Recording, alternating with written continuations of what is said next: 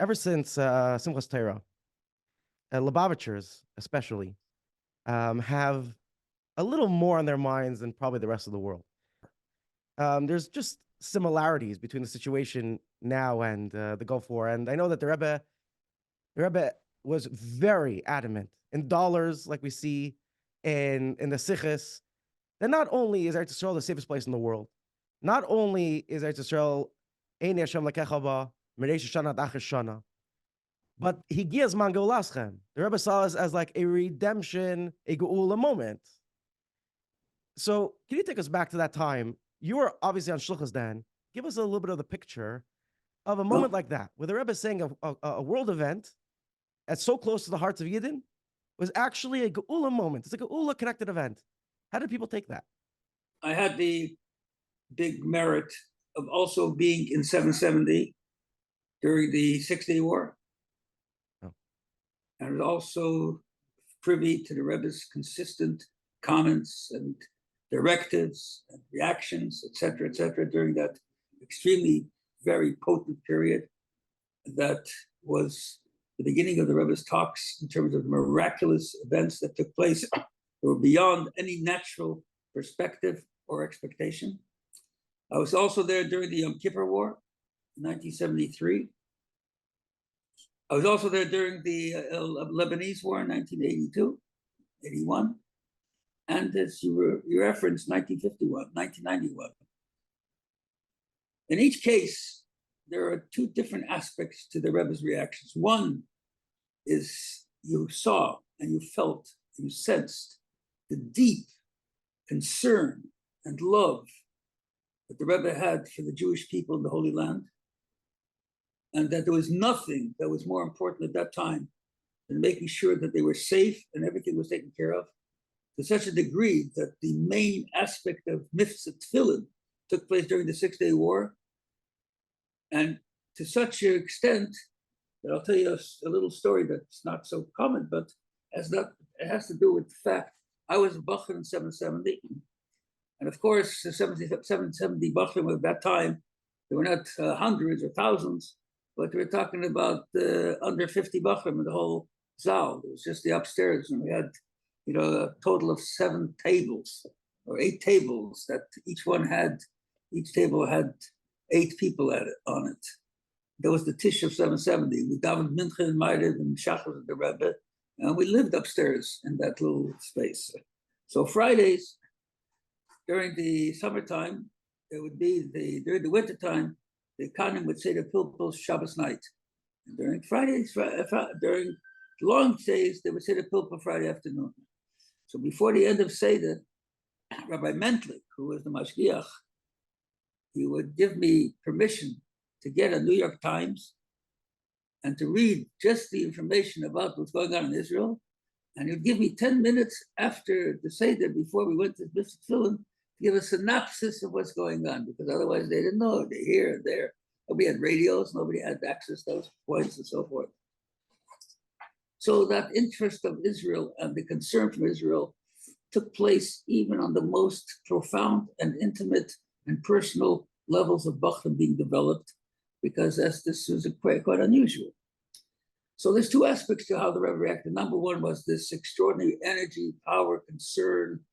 You saw that there was a primacy in this whole event. Everything that became the priority at that time, and the Messiah were directed towards it, and people's attitudes were directed towards it. But there's another thing that in each case the Rebbe talked about, and especially when he talked about this as Mandulo Sena, which is the fact, in other words, I'm going to say the words that the Rebbe did not use these exact words, but I heard it in his discussions, that for all of these years, it was Ad Mosai, waiting for Mashiach. Lately, the Rebbe used terms that were strong, peering through the cracks, spaces in the Charakim, knocking on the door. Everything's been ready, even the buttons have been polished, ready to go. And these events heralded a moment of redemption like nothing else. So I'll give you a simple example of what I mean. On October 7th of this year's Simchas Seder, Of course, everybody's interested in what the Rebbe said. In fact, it was before that even that I make sure to read most of the sichos that I have in the Sichos Kodesh, particularly because they're more the language of the Rebbe during those periods of time. But here, on October 7th, what happened? What do you tell people to go out? 6-day war, let's say.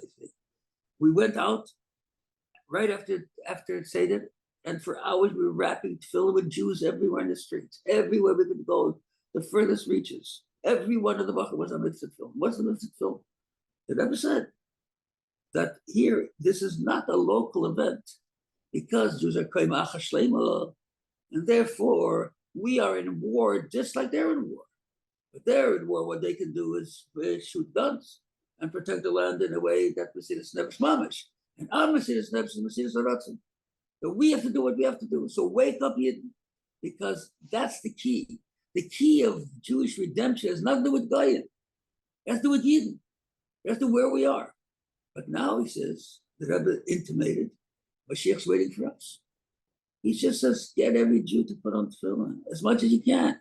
What's it going to take when Mashiach comes tomorrow? Mashiach comes right now. He reveals himself right now in the face of Mashiach. They're going to rip your tefillin off your head. Why should you have tefillin? I shouldn't have tefillin. They say to you, why didn't you tell me about tefillin? Why didn't you tell me about Shabbos? Why'd you keep it as a secret from me? Guys, get out there and touch no Jew said no to me since then. Not a single Jew. Nobody that people that know I'll put on tefillin before, they didn't say no to me. They'll put on tefillin. People that said no to me before said, I'll put on tefillin. So my thinking was, I said right away that day, I said, this is a tipping point of Jewish history. A moment when every Jew woke up. You have access now to talk to every single Jew. They just have to knock on the door and invite him for a cup of coffee and tell him who he is.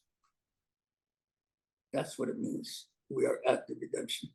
I think that people struggle with that language. People are looking for, as I say, oisius. What kind of oisius can we tell a typical North American Jew? You're talking about people struggling with language? I disagree with that. They don't understand the concept. That's why they're struggling with the language. Oh.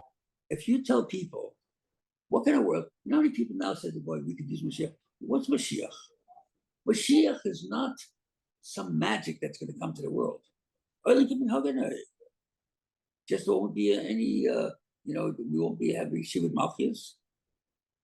There'll be Pasha from Chaydas.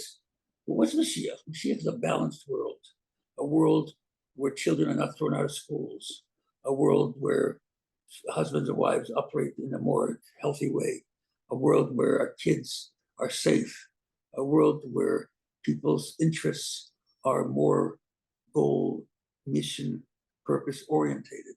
That's Mashiach world. You have to have a lot of learning going on. This is not conversation that you have when somebody says, how come you guys believe Mashiach? That's not when the issues have the most important effect. You have to learn on a consistent level, learn and teach. We have in our shul on a weekly basis over 40 classes every week. College level classes in Tanya, in Rambam, in Gemara, Chassidus, and Maimonim, etc., etc., etc. That changes the outlook of the community. They start looking at the world through a different aperture, a different lens. They look at the world through a Torah lens, which is completely different. 99% of Jews look at themselves through goyish eyes, how the world looks at us, not the way the Torah looks at us. So learning is a critical factor, a real critical factor. In our community, Mashiach is a common language. It's a common conversation. It's not something that's out of the blue. Not something mitsuyan, like a special topic. No, this is something that's regular, part of our daily conversations, our daily learning. We need to mature our thinking. Chassidus demands a different level of thinking, a higher form, a more broader perspective, a recognition of things that are outside of our tangible, physical, corporeal, limited space. You know what the key is? One more word? Yeah. Consciousness. We are not conscious of Hashem in everything we do. Did you notice that the Rebbe never did not kiss him? Never did not kiss him. Never. Mm-hmm. Every Muslim he walked by, he kissed. Touched him. I mean, you watch a person over 50 years, mean, sometimes you got to walk by a door and kind of miss it. So how did that happen? I think that was thinking about changing the world, and then he thinks about the mezuzah. Right. You forget. Right. The mezuzah to the Rebbe was not something hanging on the door. It was the Eibishter. When he walked through that door, he felt that energy. He didn't have to think, oh, there's a mezuzah, I got to kiss it. He felt that energy of the mezuzah. He was conscious of the whole thing. He was a different level. You live your reality of spirituality is completely different. I mean, we're not the Rebbe's, but if we're shluchim, he pulls us along with him.